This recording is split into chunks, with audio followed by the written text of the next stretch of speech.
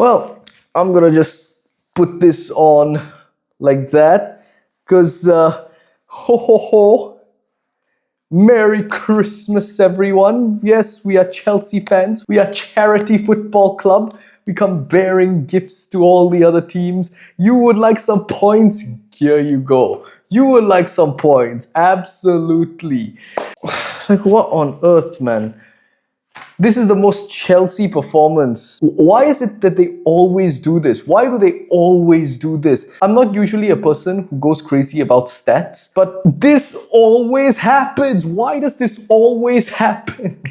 This is ridiculous. I don't like this. It always boils down to the same reasons. Maresca made a blunder. Oh, the team is inexperienced. The team is not mature enough. Well, whoop-de-doo. Of course, that's what you get when you have this type of ownership with these crazy policies. Wage caps, age caps, manager skill caps, whatever it is. This momentum chart, Chelsea were dominant from minute 1 till minute 62. And then the goal happened and it was all Villa after that. And Aston Villa, who did not look their best today, although this Aston Villa team is very good, they have now won 12 in a row. They are well and truly in the title race. But when you are dominating the game like that and you concede, you don't back off.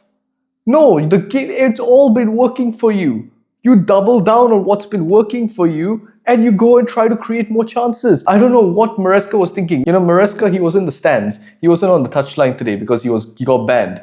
Anyways, that's a whole different topic. The man was communicating with his team on the touchline. The decisions that were being made, taking off Cucurella and putting Gusto at left back. That second goal was tremendously, like, it was down to Gusto. Gusto was a right back. The guy is good on the right as a right back. As a left back, my guy, what are you doing taking Cucurella off in one of the most important games of the season? This is just one of the decisions that was Maresca backing off. Oh yeah, Chelsea, just back off. Why? You were dominant throughout the entire game.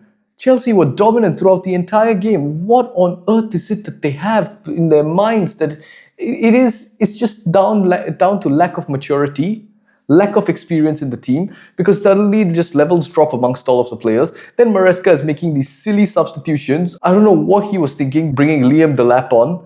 Delap came back early from injury. The man is a fridge. He's worse than João Pedro. I prefer João Pedro up front because he's a bit more dynamic. Although João Pedro also wasn't that great. But he's a lot more dynamic. I don't know why he took Palmer off. Palmer wasn't that bright, but Palmer is the type of player that can make something out of nothing.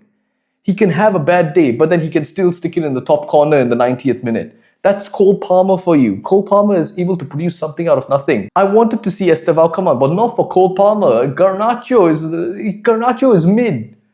And then you bring Jamie Gittins on, who is worse than Garnacho. The guy is just a pace merchant. And then everything just played right into Villa. Unai Emery. Look, his man management is top class. His man management today, and as it has been over the last run of games that Villa have had, it's been top class. It's so annoying when I see Chelsea, like, they're dominant throughout the entire game and then they just fall off. And there we are. That's another result that has slipped away. This feels like the opposite of what happened at Newcastle last week. Chelsea started off horribly, but then they clawed themselves back and they got a point out of it. This time, they started off well. Again, here's the other thing. They did not take their chances. Domination for 62 minutes, and they only got one goal for all of the chances that they had. And that one goal as well was very scrappy. I don't know why I am surprised, because Chelsea always drop. There isn't a game where they can go from minute 1 to minute 90 to total domination. And this is the reason why I'm always a bit tense when it's 1-0. I need Chelsea to always go and get a second goal, because then the game starts to slip away from the opposition. But when it's 1-0, there is never any assurance. And Chelsea used to give that assurance whenever it was 1-0. Under Thomas Tuchel, we know the defense was shut, like, it was blocked up. And of course, the Chelsea of old, that team is untouchable, right? Barely anyone scored against the older Chelsea teams. Now it's all just inexperience, naivety, And then an ownership who is just, you know what, we can't bring in the experience because players above 24, no. We are Leonardo DiCaprio FC. We don't want any players above 24. And then the wage cap because of what happened with Raheem Sterling. The guy's on like 300k a week and then he's like rotting in the bomb squad. So now my question is, what do Chelsea do? Because we've got a manager making blunders left, right and centre. We can't change him because if we get rid of Maresca, then what? Then who's coming in? What, Liam Rosenior from Strasbourg? Come on, man. Like, you can't be serious. And, you know, you can't change the ownership because no one really cares. It's yet another season of, are we going to make top four? And then we might not even make top four because now Liverpool have picked themselves up. Manchester United have picked themselves up. Chelsea are level on points with Manchester United.